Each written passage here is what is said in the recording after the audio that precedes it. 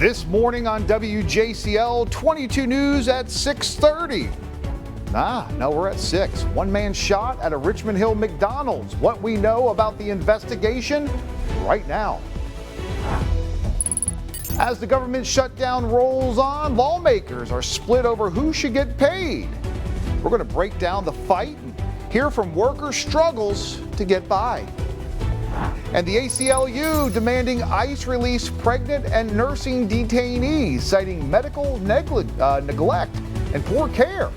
We have the very latest on their urgent call to action. WJCL 22 Morning News at 6. It starts right now. And thanks so much for starting your day with us here on WJCL 22 News. I'm Frank Stolkowski. She is meteorologist Melissa Hall. And you like to say this is Friday Eve. I do. That's how we celebrated at the Hull House. And I tell you what, I know you like saying nice weather out there too. I love to be able to give people good news, Frank, and I've got some good news. We'll take it. Yeah. Well, I'm getting out the door. Radar's nice and clear as you take a look at it. And another day where hardly a cloud in the sky. As you walk out, though, you're going to immediately notice it's on the chilly side. Taking a look downtown Savannah, don't we live in just a beautiful area? As we look there live from Leopold's Ice Cream on Broughton Street, getting ready for that SCAD Film Festival. But you're going to need a layer as you head out because we got those low 40s. I turned on my seat warmers this morning. If you got them, you might want to use them. We go from low 40s to low to mid 50s at the coastline. So what to wear today? Well, that's not that graphic I meant to tell you about or show you. And then we are not going to have those 70s. What we are going to have is a beautiful sky today. We top out in the mid 70s for a daytime high, but overnight lows, they're going to stay a little chilly, and that sunshine is going to be sticking around as well. Now, we do have rain coming back into the forecast, and we're also going to be talking about Tropical Storm Melissa wanting to ramp up into a major hurricane. I'll get to all of that in about 10 minutes. But first, let's take a live look from Puller Parkway here in Chatham County. Looking at I-95, not seeing any problems, and that's what we find across the entire area. Elements aren't going to be a factor as we take a look at traffic track 22. We don't have fog to contend with. We haven't had rain in a while, but what might slow you down besides those stoplights, we do see those ongoing construction projects, Frank, where it goes down to one lane, slowing some folks down. But beyond that, no other problems for you as you head out. But make sure you grab the sunglasses. You're going to need it when that sun comes up at 7:30 this morning. All right, thanks so much, Melissa. Well, this morning, Richmond Hill police, they're investigating a shooting that happened overnight. That shooting happened at the McDonald's on Highway 17 and I-95. It happened around 11 o'clock last night. Police telling us that one man was shot. His condition, his name, unknown at this time.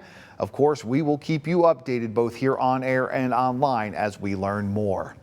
In Hampton County, authorities have arrested a man following a joint investigation into animal cruelty and drug trafficking. According to the Hampton County Sheriff's Office, 29-year-old Justin Golden was taken into custody after search warrants at 2 locations in Hampton and Estill uncovered multiple dogs living in horrific conditions. Investigators also found drugs, weapons, and stolen property. Multiple agencies teamed up in the operation, which continues this morning. Officials urge anyone with additional information to contact the Hampton County Sheriff's Office. Well, the government shutdown impacting folks right here at home, and local groups are working to support those affected. And that includes the Savannah Area Chamber of Commerce. They're helping many, including federal employees who work at the Savannah Hilton Head International Airport. We recently met with the president of the chamber. He says they've seen an influx of requests for resources. Savannah is a hub of federal employees for our region. Most federal offices are here if they are serving Southeast Georgia. And so we've got those folks all across, not just Savannah, but really across the entire region. They're our friends, they're our neighbors, they're people to go to church with. These are folks that are just working. It's no fault of their own. Now, Brantley adds that they've also received a lot of offers from folks wanting to help. He says a lot of the resources the chamber offers to them include basic necessities like food and money. They're hoping to receive some additional support again from places like banks who offered incentives like 0% interest loans in the past. Well, tomorrow is set to be the first time some federal workers miss a paycheck due to the government shutdown. Now, that's after receiving a partial paycheck last payday. Some lawmakers are trying to help. They want to appropriate just enough money to pay government employees. Members of both parties are expressing support for that general concept. Amy Kiley has more about how they just can't agree on which workers to include.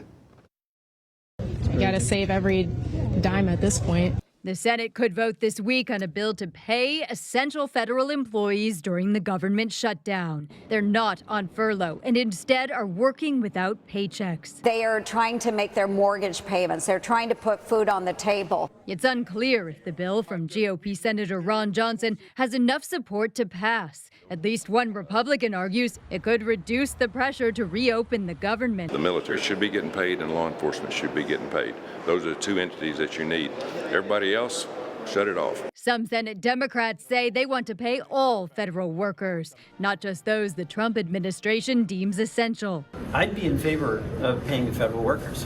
That bill, unfortunately, gives a lot of latitude to the president to pick and choose. You'll see a Democratic counterproposal that is an even-handed approach. Meanwhile, many federal workers are struggling to make ends meet. This video shows a D.C. area food bank event that was aimed at government employees. Some who attended it Tuesday say they waited 2 hours in a line that stretched around the block. I can't believe I'm here, because you always thought that getting a government job or, a federal job, that's security. Rent, car note, car insurance, student loans.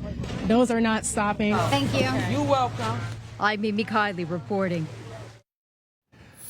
Well, Tiger Pride is roaring over on the marsh at Savannah State. The university's homecoming festivities officially underway. The school kicking things into high gear last night with a big old pep rally.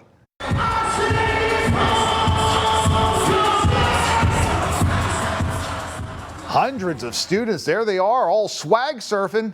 They packed Tiger Arena to gear up for the homecoming 2025 party. The pep rally kicking off festivities with chants, music, games.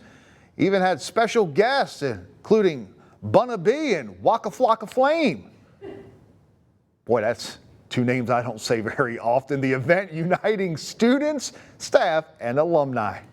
How the alumni come back for us, the students engaging, even the Savannah community themselves, even people traveling from outside of Savannah just to come to our homecoming and spend it with us. And we just double checked, and yes, Bunna B is correct. Thank good. I know Waka Flocka. Now, Savannah State's homecoming parade and game coming up this Saturday. They'll take on Morehouse, and there are plenty of events leading up to that big game. We have a full list for you over on our website, WJCL.com. Well, happening today, the city of Savannah going to be shining a light on the bond between the city and Savannah State. You're taking a live look at Savannah City Hall, where later today they're going to be hosting SSU Day. The event celebrates the school's commitment to education while recognizing the achievements of students and staff all across our region. Today's event gets started at 2 o'clock there at Savannah City Hall. Well, coming up this weekend, Savannah, golly, got a lot of major events going on all across the city.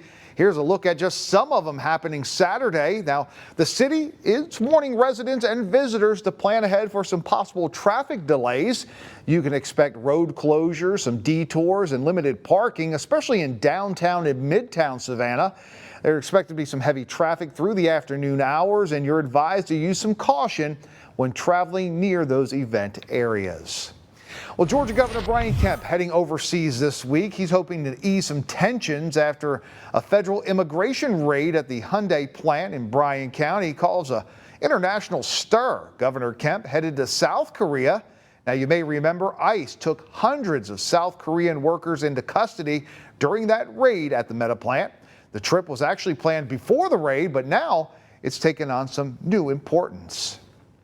Well, right now, the American Civil Liberties Union urging ICE officials to release pregnant detainees. The ACLU sent a letter to the acting ICE director and other agency officials yesterday. They are asking for women who are postpartum or nursing to also be freed. The ACLU described experiences from 12 women they've spoken with who are being held at an ICE processing center in both Georgia and Louisiana. The letter says the women are experiencing delayed and substandard prenatal care and medical neglect after miscarriage. 2021 ICE policy says that individuals who are pregnant, postpartum, or nursing should not be detained, arrested, or taken into custody for violating immigration laws. But the policy does not apply if there are exceptional circumstances.